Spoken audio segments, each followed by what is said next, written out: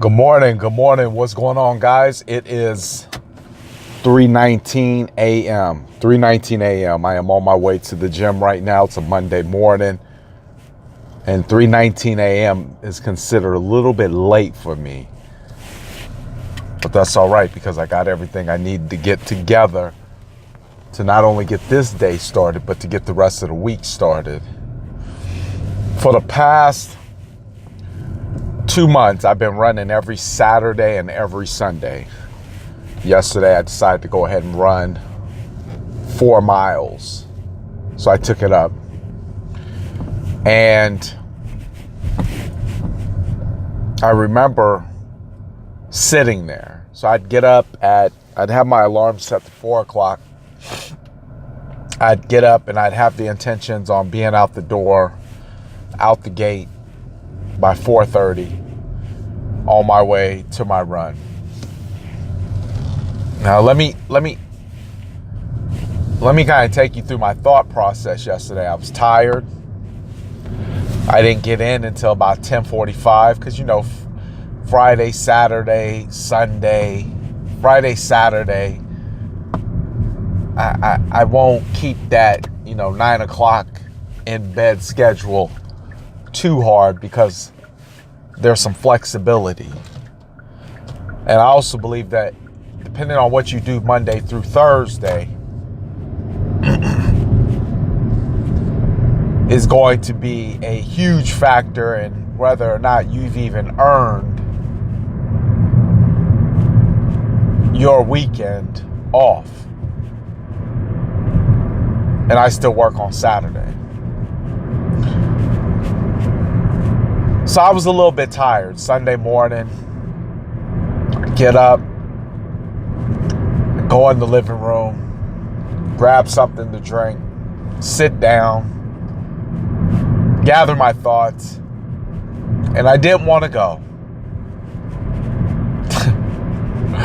I had to round my head up real quick and say, hold on, you need to put something on to wear so you can go run. You need to go put your jacket on, lace your shoes up, let's go. Gotta go. And I never hit the snooze button. Monday through Friday, even Saturday, I never hit the snooze button. I don't hit snooze buttons. So when my alarm goes off at 1:40 in the morning, like clockwork, it is music to my ears. Strange, huh? It's music to my ears. There's not a moment I dread. When 1:40 comes around and my alarm goes off, music to my ears. Sunday. Maybe it was I had some cheesecake on Saturday. Because I did. That's what we went out and did. We went and had appetizers, cheesecake, and coffee. And I sat there. And I made up excuses on why not to run. I even contemplated not running. And for me not to do what I said I would do, that's unexcusable. It's unexcusable. So I sat there and I said, okay, it's early. It's Sunday morning. There's no rush. Take your time. Go ahead and set your timer for 20 minutes. Put on my soundproof headphones. I turned on something to listen to. I think it was some speeches from Martin Luther King. Whatever. Something I just decided to just turn on. And I said, let me listen to this. And 20 minutes, after 20 minutes comes around, I'll get up and I'll go run. No problem. Set the alarm. I'm in a recliner. Put the headphones on. Hit play. Hit start on the timer. Recline in the chair. Alarm comes. I wake up. I said, just 15 more minutes. Just 15 more minutes. That's it. That's easy. That's simple.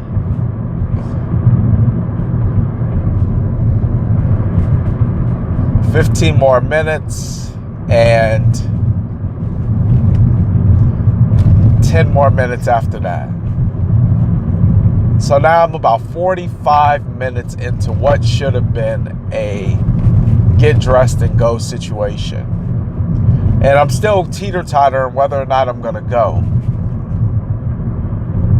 There was one thing that got me up and made me go. And had I had used that one thing when I initially woke up,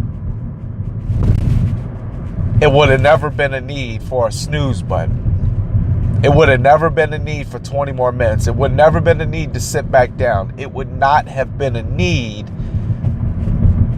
because the reason that I was doing it was more compelling than the reason why I should not have done it.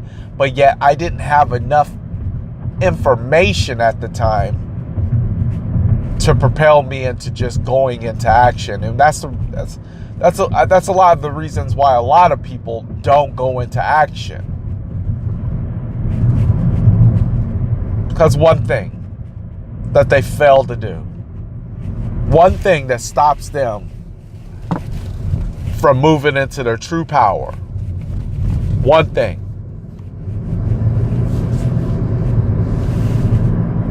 you never remind yourself that just doing it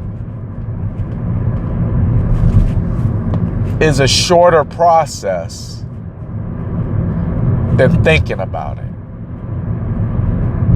You ever notice you stay so long in the thoughts in your head on something that you did actually make action or move on, that by the time you moved on it, you've realized, man, I done put more thought into this than I actually needed to. It's like jumping out of a plane. You can sit up there all day long and contemplate all the different scenarios on what could happen. But at the end of the day, the fact of the matter is this: the jump in the fall is quicker than the thoughts that are running through your head. And matter of fact, once you do the jump, it's actually more enjoyable than all the negative thoughts you were telling yourself. But as I was sitting there contemplating whether or not I was going to go, I rationalized to myself that the run was the maximum length of maybe 4 songs on my phone. No, average song I listen to is about 5-6 minutes.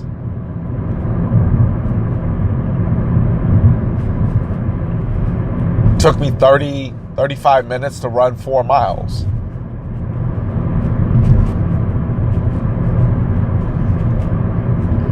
And even as I got out there, I forgot how long it takes my body to warm up. So short of my warm up, as I'm running, I'm thinking about maybe I should just make a right down this street because I'm running in my neighborhood.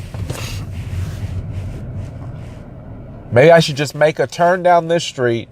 I already did half the battle, which is I got up and I got out and I'm running. Let me just go ahead and make this turn, make another turn, and just make a beeline back for the house. You don't have to run 4 miles. But then while I was in the midst of the process, I forgot to remind myself of another thing that typically stops us from going all in. And that is that we can do anything. See, I had to remind myself in the matter of seconds that I was contemplating taking a shortcut and just going half in. Dude, you don't even get warmed up for 2 miles. Like your body is just now warming up for the run. Most runners, they don't warm up until 5 miles in. Then they pretty much just go into a zone.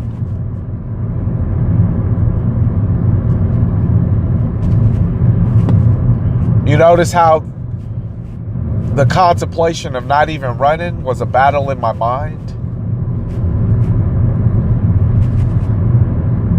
That was simply extinguished just the moment that I told myself a couple things that reinforced why I should run.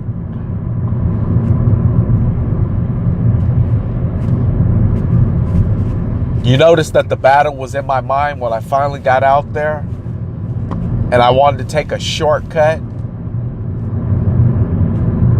to get me back to my original destination, which was my house. And the battle was in my mind.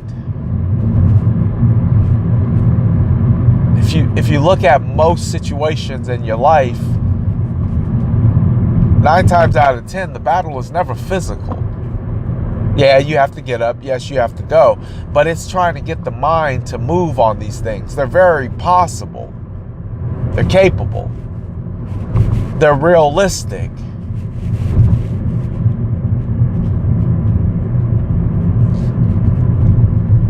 But why won't we do anything? It's because the battle inside of our mind is putting more emphasis on the action than the action would actually take to accomplish the thought.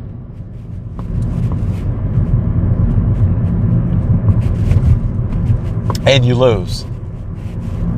You just stay stuck in the thought. Never putting the action behind it that was required to actually make it happen. You just stayed in thought.